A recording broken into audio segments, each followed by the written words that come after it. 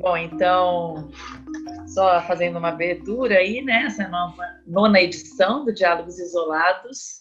E com um prazer enorme, né? De receber o Bruno Nomura, que saiu da UEL no início do ano passado, quer dizer, 1 ano e meio, mais ou menos, de formado. E já tem um trabalho maravilhoso, fez um trabalho maravilhoso aqui, deixou muito na história do curso, com certeza, né? De muita perspicácia e muita inquietação, muito bom. E, então, queria te agradecer muito, Bruno, e também pedir, assim, para você já contar um pouquinho disso, assim, o que foi sair daqui e chegar aí, onde você está nesse momento. Bom, prazer é todo meu. Nossa, que honra, né? Voltar para o curso que me formou jornalista. É uma transição foi um pouco brusca, eu diria, assim, né? Porque, como eu falei, eu estava trabalhando na Croton, né? Fiquei alguns meses trabalhando na Croton. Daí tentei o processo seletivo do Estadão, daí passei, assim. Aí tinha 2 semanas para estar lá em São Paulo, né? Então, você imagina, né? O estrago, né? Foi muito brusco e aí tinha que arrumar tudo, aluguel e pedir demissão, não sei o quê. Mas foi, assim, foi um período muito bom, assim, na minha vida. Porque, lógico, né? Mudanças, apesar de serem mudanças, elas trazem novos ares, né? Então, é sempre muito gostoso. E aí foi isso, assim. Fiquei, acho que entre agosto e dezembro, fiquei no Estadão como trainee. E aí, em janeiro, fiquei como contratado PJ, né? E aí agora acho que terminou agora, né, em junho, terminou o contrato em junho. E agora você está trabalhando com o quê, Bruno? Você está fazendo freela? Como é que tá? Então, eu tô trabalhando com podcast, né, o Bendita GNI, que eu já vinha trabalhando há algum tempo, né, desde outubro. E aí tô meio que tentando fazer ele dar certo, né? Porque agora, no momento de pandemia, acho que as vidas meio que entram em pausa, né? Muita coisa ficou parada, né? Muitos projetos ficaram parados, e aí eu pensei em tentar, né, levar o Bendita GNI adiante como algo que pudesse me trazer retorno financeiro. Lógico que hoje não me dá ainda retorno financeiro, mas a ideia é justamente essa, né? Pelo menos tentar por alguns meses para ver se eu consigo, se não for com o podcast, pelo menos que ele me leve a algum lugar, né, diferente, né? O Estadão, é um sonho, né, trabalhar no Estadão, assim. Fiquei muito tempo lá, assim, pensando como eu era uma pessoa com muita sorte de estar lá. Mas também, assim, eu nunca curti muito jornalismo diário, assim. Desde a graduação eu sempre soube. E é uma coisa um pouco engraçada, né? Porque às vezes não fica muito claro, né? O curso, às vezes, ele é muito direcionado para o diário, algumas disciplinas, né? Que é muito legal, é importante ter essa formação. Mas eu nunca gostei, sabe, de trabalhar com diário. Então, nunca achei que ia chegar no Estadão por conta disso, né? São lugares que você trabalha, né, o tempo todo, aquela correria imensa, né? Mas enfim, né, a vida vai levando a gente e a gente vai indo, né? E como é que está esse trabalho? Como é que ele está indo? Como é que você está sentindo? As pessoas te dão retorno? Como é que está Podcast, sendo fazer? Do podcast. o podcast é uma mídia um pouco complexa, né? Porque ele vai para vários players, né? A dinâmica dele é muito ruim, assim, de ter esse feedback, né? A gente tem redes sociais, mas as redes sociais, elas nem sempre são com as pessoas que ouvem o podcast. Muitas vezes é só uma pessoa que passou ali no perfil, gostou, seguiu a página, né? Ou as páginas. Então, assim, tem feedback, né? Porque tem um público que ouve assiduamente o podcast, mas é ruim, assim, de traquear bem como é que tá, né, o desempenho. Tem algumas métricas, né? E o podcast está, nesse momento, em crescimento de audiência, mas, assim, é uma mídia muito difícil de divulgar. Assim, o podcast é muito ávido também, então, assim, até você transformar, né, você fazer a pessoa te ouvir todo dia que estiver no episódio, isso leva um tempo, né? Então, e ainda a forma de monetizar no Brasil ela é muito ruim, né? Porque a gente depende de patrocinadores, via de regra, né? Há outras formas, mas, assim, pouco usuais, né? A maior parte das vezes são podcasts muito grandes, tem uma audiência muito grande, e aí eles vendem espaços, né? Então, nesse sentido, grande parte dos podcasts hoje, né, que existem na podosfera, eles são podcasts amadores e podcasts que as pessoas fazem porque elas gostam, né? A podosfera é meio que uma comunidade fechadinha, né? E as pessoas têm vários nichos, né? Elas estão lá porque elas gostam e às vezes gostam mesmo do conteúdo amador, que é uma coisa engraçada. Mas, enfim, eu acho que o retorno existe, né? Mas eu preciso ainda crescer muito mais, né? Em questão de audiência, em questão de público mesmo, para poder transformar isso em algo monetizável, né? Acho que essa é a maior dificuldade. Fazer o podcast é maravilhoso, assim. Eu gosto muito gostava muito de rádio, né? E aí acho que as coisas meio que são parecidas, né? Então, é sempre um prazer. Mas é bom ser um prazer que fosse, né, remunerado, mas a gente tá no caminho, né? E eu queria que você comentasse um pouco como é que qual foi o teu percurso de pesquisador e também como jornalista dentro da temática LGBT. O meu percurso, né, enquanto estudante, na verdade, eu acho que jornalismo, na minha vida, no jornalismo, ele se mistura um pouco com a minha história pessoal, lógico, né, porque como estudante, mas também como, né, pessoa mesmo, né. Em 2015 eu comecei o curso na UEL, e aí, assim, nesses vai e vens, né, eu morava em Açaí em 2015, aí ia todo dia para Londrina, e aí nesse vai e vem da vida, né, eu saí do armário, né, acho que foi a primeira grande mudança, né, depois da graduação. E aí em 2015, né, saí do armário, estava todo a fim de falar sobre isso, né, porque era uma coisa que ainda estava muito latente, né, estava tentando entender, né, descobrir muita coisa. E acho que isso que era a minha inquietação à época, né. E aí em 2015 propus para a Mônica, né, acho que foi para a Mônica, foi na UEL Sonora, uma série de reportagens com a Mariana Sanches, minha amiga, e sobre temática LGBT. Acho que foi o grande start ali, eu acho. Porque ter o privilégio, né, de produzir conteúdo para além, né, da graduação é difícil, né? A graduação ela já exige muito tempo da gente, tem muita coisa para fazer, muito trabalho. E ainda consegui, né, produzir algumas reportagens, né, que na época, depois, no ano seguinte, venceram o Sangue Novo. Mas acho que foi ali, né? Foi ali como uma tentativa de descoberta mesmo, pessoal, né? De tentar entender também a comunidade em que eu estava inserido. E aí isso foi, né, crescendo, né, isso, né? Lógico que eu sempre gostei muito de trabalhar com essa temática porque, lógico, é uma comunidade historicamente que ficou à margem, né, pensando em termos de imprensa, né? Algumas visibilidades ainda são muito ruins, né, dentro da sigla, né? Eu ainda falo no lugar de gay, né, que é talvez não, né, é o mais visível neste momento, enquanto todas as outras letras ainda estão muito na invisibilidade, né? Então a gente ainda tem muito o que fazer, né, enquanto jornalista e até ativista. Eu acho que na academia há um pouco essa diferenciação, né? O que é ativista, o que é jornalista. É um ponto um pouco sensível, acho, para a academia. Eu entendo, porque, bom, a gente faz jornalismo, a gente não faz panfletagem, né? Mas, assim, quando a gente fala de direitos humanos, né, e tá lá no esqueci o nome, nosso código de ética, que a gente precisa, né, nós, enquanto jornalistas, temos a missão e o dever de defender os direitos humanos, né? E a comunidade LGBT, enquanto parte de uma sociedade, de uma comunidade historicamente, né, que foi marginalizada e continua ainda parte dela, muito sob as sombras, né? Acho que dizer que eu faço um jornalismo LGBT, que é o que eu acho que eu faço hoje, né, se tornou muito natural, né, depois de toda essa trajetória na UEL. Então, teve a série de reportagens, né, da UEL Sonora, depois teve o documentário, né, que o documentário ele veio antes do TCC, na verdade, né. Em 2018, foi em 2017 eu comecei a produzir o documentário, só querendo produzir alguma coisa diferente, né.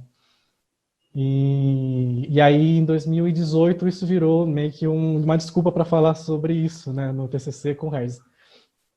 Então, na época, eu só estava querendo realmente falar um pouco sobre temática LGBT de novo, né, porque eu sempre gostei muito. E aí surgiu a ideia de falar um pouco sobre LGBTfobia na escola, que é um tema espinhoso também, né, na verdade tudo é um pouco espinhoso, né, tá falando de temática LGBT, porque, né, ainda tem muita coisa que é tabu, enfim. E falar sobre diversidade na escola ainda é uma questão, né? A gente teve alguns políticos londrinenses, inclusive no passado, bem recente, inclusive, que hoje são deputados federais, que impuseram, né, algumas derrotas muito importantes para a comunidade londrinense, né, com relação ao ensino de gênero nas escolas. Enfim, e aí surgiu, né, como inquietação, como um pouco da minha história também enquanto estudante, né, antes da graduação. Tudo isso virou documentário que mais para frente virou Depois da Tempestade. Isso culminou, né, num trabalho muito legal, né, que tive o prazer também de exibir em alguns festivais, né. Uma coisa engraçada, porque, né, nem imaginava que isso poderia ser possível, né. Eu acho que o momento mais legal, assim, da graduação, teve vários momentos legais da graduação, né, mas acho que talvez um dos mais legais foi com Depois da Tempestade, num dos festivais de cinema que eu fui exibir o documentário, no interior de São Paulo, que a gente... Enfim, era um festival pequeno, né? E aí eles faziam uma sessão dentro de uma escola, né? E aí justamente por conta, né, da temática, eles selecionaram o Depois da Tempestade para ser exibido. E aí foi assim, foi legal, lógico, ter seu trabalho exibido é muito legal. Mas aí depois, né, da exibição lá em Lorena, uma das meninas que estavam lá, né? Ela veio conversar comigo, ela se identificava como uma menina trans, e eu não sabia o que estava acontecendo com ela, enfim. E a gente conseguiu dar um encaminhamento, né, para ela, né, com pessoas da comunidade ali de Lorena, enfim. E ela estava assistida, né. Enfim, então, acho que foi uma crescente, né, dentro da graduação, trabalhar a temática LGBT, que sempre foi uma jornada de descoberta e também sempre foi importante. Eu imaginava como uma missão também jornalística, né?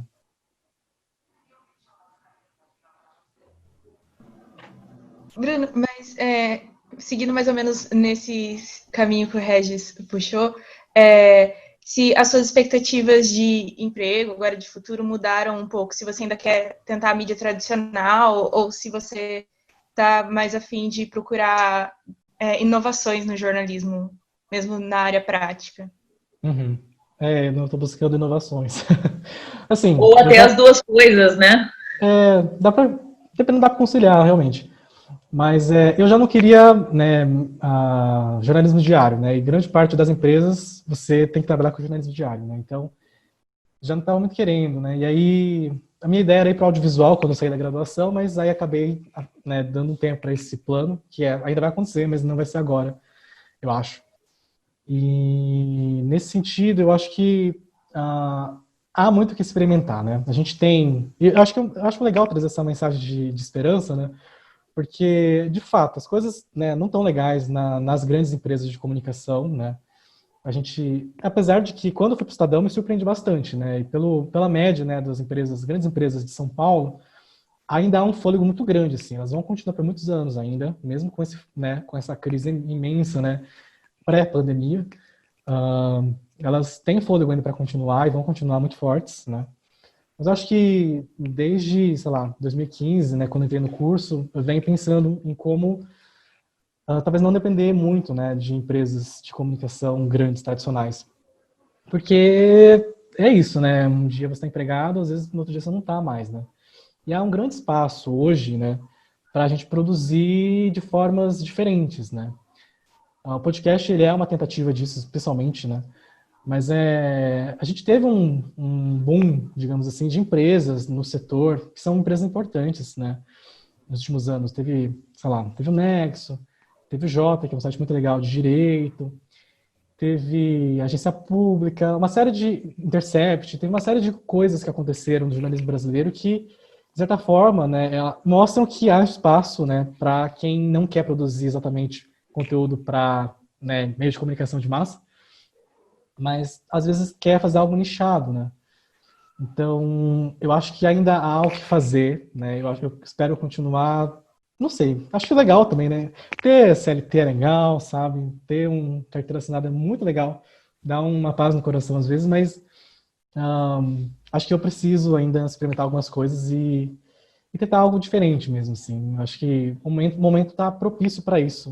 Não sei agora, na pandemia, mas acho que a tendência, né, para os próximos anos é justamente essa inversão, né? Você ter uma menos força, talvez, nos meios de comunicação tradicionais e inverter essa força para pequenos, mais numerosos veículos de comunicação pequenos, né? Então, acho que tenho a contribuir com isso. Espero, né, continuar nesse caminho por enquanto. Bruno, uma pergunta.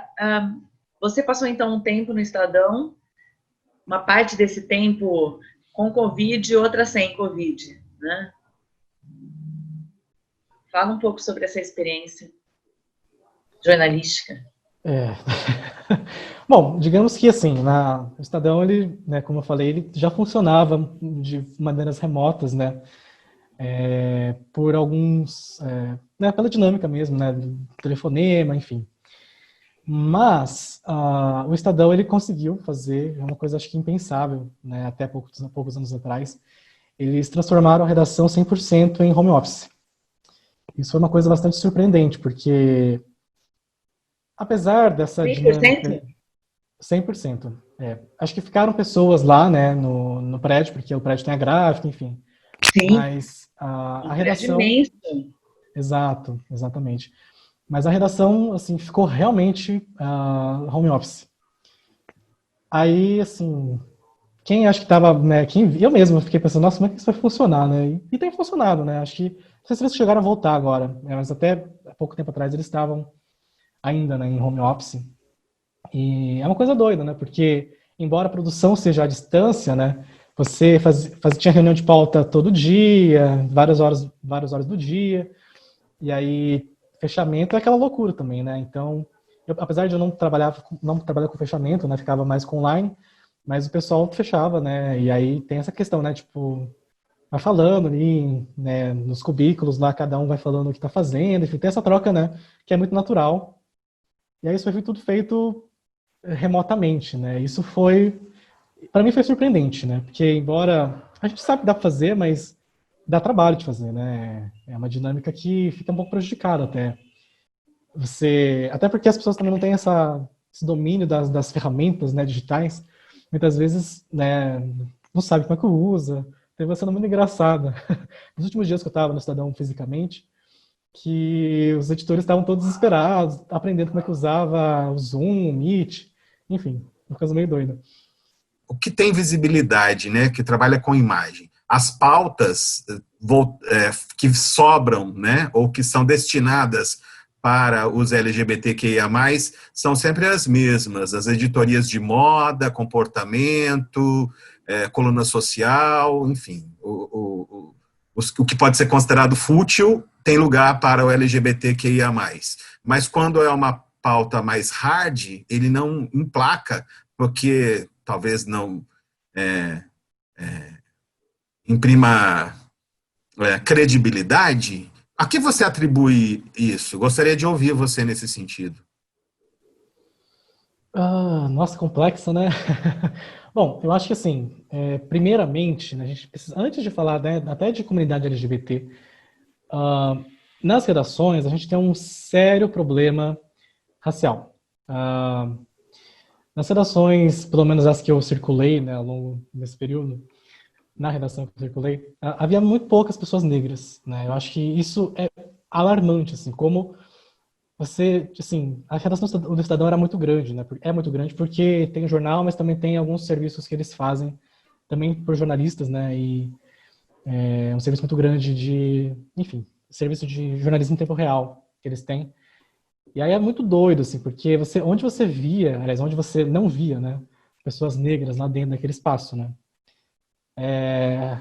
As redações ainda continuam, né? Por mais que sejam pessoas que muitas vezes têm sim essa consciência de que é importante trabalhar essa questão racial, importante trabalhar diferenças e diversidades dentro das redações, são pessoas que naturalizaram também, né? Essa redação muito branca, muito heteronormativa, né? Homens no comando, né? Homens heterossexuais no comando. Então, assim, é um problema maior, eu acho, né? De não ter nada diferente mesmo, assim, né? Quando a gente fala de população LGBTQIA+, você ainda tem, dependendo do que você está falando, né, se for TV, por exemplo, é quem está na vitrine, né, daquela empresa, né? Mesmo rádio, né, se por acaso for um homem gay ou um homem bissexual, mais afeminado, ele está em contato com o público, né? E nesse sentido isso assusta muitas empresas porque justamente, né, o que rege nessas redações, quem rege essas redações são pessoas que são, né, o homem heterossexual, cisgênero, rico, enfim, tem uma série de coisas, né? Então, eu acho que ainda a gente está muito longe de conseguir quebrar isso, né? A gente tem, né, repórteres, né, na Globo, pelo menos, a gente tem repórteres notórios, gays, né? Mas a gente sabe também que eles respondem a um padrão de heteronormatividade, né? Eles, tirando, né, essa fama que eles levaram, né, por conta, né, de tudo que aconteceu, né, a história deles, a gente sabe que poderiam passar, né? Porque eles respondem, né, dentro dessa norma bem, né? A gente não tem, né? Se não tem nem pessoas negras, né, nas redações, não tem a menor chance de ter pessoas trans, né? Infelizmente, né? Nesse momento, assim, é uma grande questão, né? Que se coloca e eu não vejo resolução muito rápida, né? Porque é isso, né? O sistema é esse, né? E a gente sabe, né? Impresso parece menos, né? Impresso você digita, né? Escreve lá e você não tem o seu rosto, o seu jeito, enfim. Isso não fica claro, né? Então, nesse sentido, é um refúgio. Eu sinto que existe, para algumas pessoas, isso foi um refúgio, né? Mas ter essa questão, né, de ter negado o direito não, mas o acesso a estar na TV ou no rádio é real e não vejo nenhum movimento de mudança, né? Infelizmente.